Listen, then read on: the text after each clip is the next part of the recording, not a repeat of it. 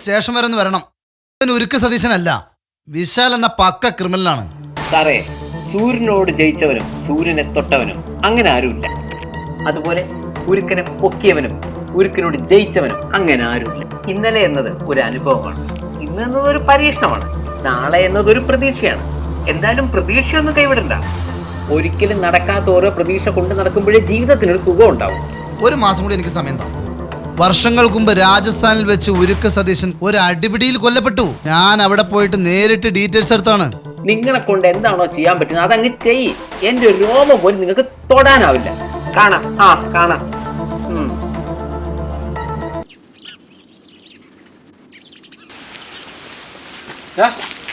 നീ എന്താണ് വിഷമിച്ചിരിക്കണേ? ബാങ്കിൽ നിന്ന് വായ്പ എടുത്ത ഓട്ട വാങ്ങി കാര്യമായി തിരിച്ചടക്കണം. അത് ജപ്തി ചെയ്യാൻ സാധ്യതയുണ്ട്. പിന്നെ ഒന്നും അടിച്ചിട്ടില്ല. കിട്ടുന്ന പണമല്ല മകളുടെ ചികിത്സയ്ക്കായിട്ടാണ് ചെലവാകുന്നത്. അവൾക്ക് ഇപ്പോഴും നല്ലവണ്ണം നടക്കാൻ പറ്റുന്നില്ല. ഇതിനില്ല ഓട്ടോ കൂടി നഷ്ടപ്പെട്ട ഞാൻ എന്ത് ചെയ്യും? നീ പ്രശ്നമാക്കണ്ടടാ. ഞാൻ നമ്മുടെ സതീശ്വരനോട് നിന്റെ കാര്യം പറയാം. അങ്ങേര് നിന്നെ സഹായിക്കും. ആരും ഉരുക്ക് സതീശനെ ചെയ്യുന്ന ജോലിക്ക് പോലും കൂലി അത് അങ്ങേരുടെ കയ്യിൽ എവിടെ നിന്ന് കാശ് കിട്ടാനാണ്? അങ്ങേര് രാജസ്ഥാനിൽ വരുമ്പം കുറെ സ്വർണവും പണവുമായിട്ടാ വന്നത്. എന്റെ പെങ്ങളെ കല്യാണത്തിന് 25 പവനാണ് അങ്ങേര് തന്നത്. ആണോ? ഞാൻ അറിഞ്ഞില്ലല്ലോ.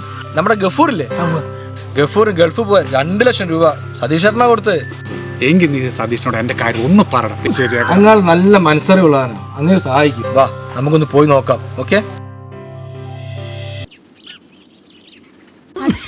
നമുക്ക് ഹോസ്പിറ്റലിൽ പോയാലോ? മോളെ, എനിക്ക് തീരെ വയ്യ.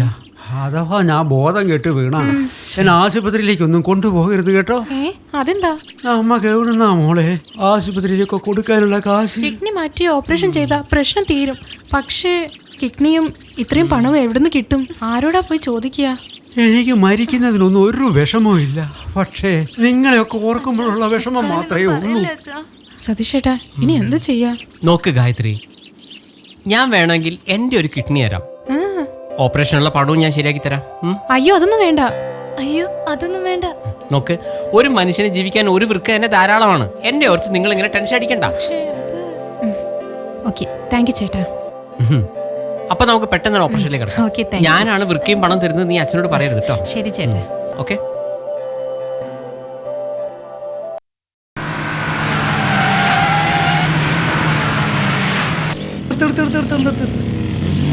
Hello madam. ഓ, താൻ എത്തിയോ? എന്താടോ, താൻ തമിഴ്നാട് മുഴുവൻ വിശാലിനെ കുറിച്ച് അന്വേഷിച്ചിട്ട് വല്ല തുമ്പും കിട്ടിയോ? എന്നെ കൊണ്ട് പറയിപ്പിക്കണ്ട. സോറി മാഡം, ഞാൻ തമിഴ്നാട് മാത്രമല്ല മഹാരാഷ്ട്ര, കർണാടക എല്ലാ സ്റ്റേറ്റിലും അന്വേഷിക്കുന്നുണ്ട്. ഒരു രക്ഷയില്ല. എത്ര പൈസയാടോ ഞാൻ ചെലവാക്കിയത്? സത്യമാണ്. പക്ഷേ താൻ 10 കൊല്ലായില്ലടോ വിശാലിനെ കുറിച്ച് അന്വേഷിക്കാൻ തുടങ്ങിയിട്ട്. എല്ലാ ഫേസ്ബുക്കിലും വാട്സപ്പ് ഗ്രൂപ്പുകളിലും എല്ലാം ഞാൻ അന്വേഷിക്കുന്ന വിശാലിനെ കുറിച്ചിട്ട് ഒരു വിവരം കിട്ടുന്നില്ല. വേണ്ട, നീ ഇനി അന്വേഷിക്കണ്ട. നല്ല കഴിവുള്ളവരെ കൊണ്ട് ഞാൻ അന്വേഷിപ്പിക്കാൻ പോവാണെന്ന് നീ നിന്റെ ബോസിനോട് പോയി പറ. I am sorry madam. പോ. ഇനി മേലിൽ ഈ പരിസരത്തേക്കൊന്നും വരണ്ട. ആ വിശാലിനെ ഞാൻ ഇനി എവിടെ പോയി തപ്പും? സർ, ഞാൻ ധന്യയാണ്. സർ, വിശാലിനെ ഇതുവരെ കിട്ടിയില്ല സർ. ഇതുവരെ ഒരു രക്ഷയില്ല സർ. ശരി, തൽക്കാലം ഞാനൊരു ഏലസ് പൂജിച്ചു തരാം. പക്ഷെ അതോടൊപ്പം നല്ലൊരു ഹോമവും പൂജയൊക്കെ ചെയ്യേണ്ടതായി വരും. ഇതോടെ എല്ലാ പ്രശ്നവും തീരും. തിരുമേനി, ഇതോടെ ഈ പ്രേതബാധയൊക്കെ ഒഴിഞ്ഞു പോവോ? നോക്കൂ, നിങ്ങളുടെ ശരീരത്തിൽ അങ്ങനെ ഒരു പ്രേതബാധയുള്ളതായിട്ട് തോന്നുന്നില്ല. ഇനി നിങ്ങൾക്ക് അങ്ങനെ എന്തെങ്കിലും ബുദ്ധിമുട്ട് തോന്നുവാണെങ്കിൽ തിരുനെല്ലി പോയി തിലകഹോമവും ശത്രുസംഹാര പൂജയും ചെയ്താൽ മതിയാവും. ശരി. ദേവി കാക്കട്ടെ.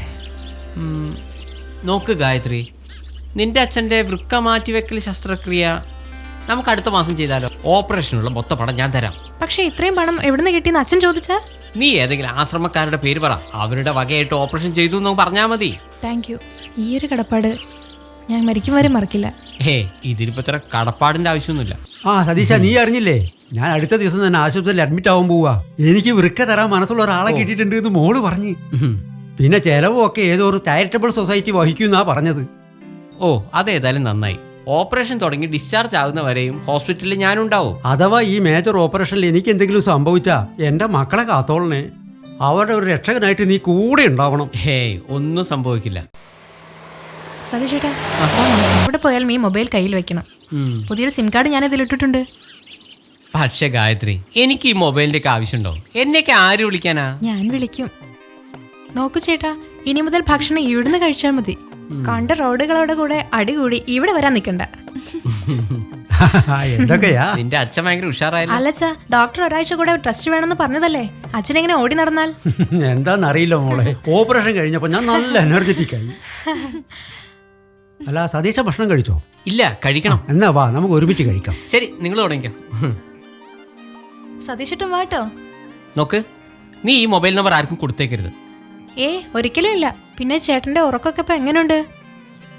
ആ നമ്പൂതിരി ഏലസ് കെട്ടി തന്നതിന് ശേഷം ഇപ്പൊ നന്നായി ഉറങ്ങാൻ പറ്റുന്നുണ്ട്. നിന്നോടാണ് നന്ദി പറയേണ്ടത്. എന്തായാലും നിന്റെ മൊത്തം പ്രോബ്ലം സോൾവ് ആയില്ലേ? സതീഷ് ചേട്ടനൊരു പാവാ.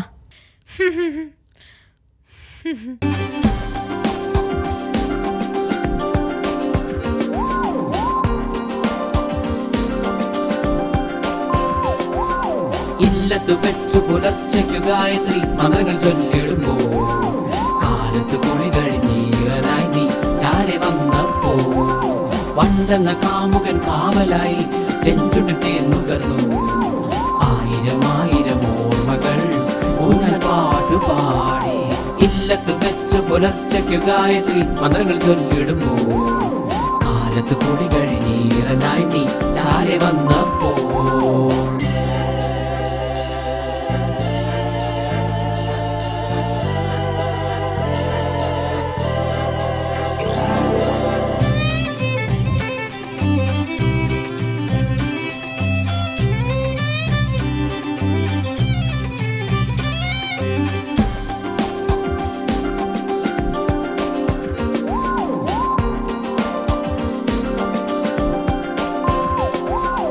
കളിയാടി വിളയാടി കലയിൽ പിറന്നവൾ, കലയിൽ വളർന്നവൾ നർത്തകിനി. കണ്ണുകൾ ഇമ വെട്ടി ചിത്രം വരച്ചവൾ, കാളിന്തിയാല പോലെ തമ്പുരമീട്ടി. കളിയാടി വിളയാടി കലയിൽ പിറന്നവൾ, കലയിൽ വളർന്നവൾ നർത്തകിനി. കണ്ണുകൾ ഇമ വെട്ടി ചിത്രം വരച്ചവൾ, കാളിന്തിയാല പോലെ തമ്പുരമീട്ടി. മാധവ കാലമായി ധാരയായി മാധവൻ കുന്നിൻ കൈരളി കലവറയിൽ. ഇല്ലത്തു വെച്ചു പുലർച്ചയ്ക്കു ഗായത്രി മന്ത്രങ്ങൾ ചൊല്ലിടുമ്പോ കാലത്ത് കുളി കഴിഞ്ഞീറനായി നീ ചാരെ വന്നപ്പോ.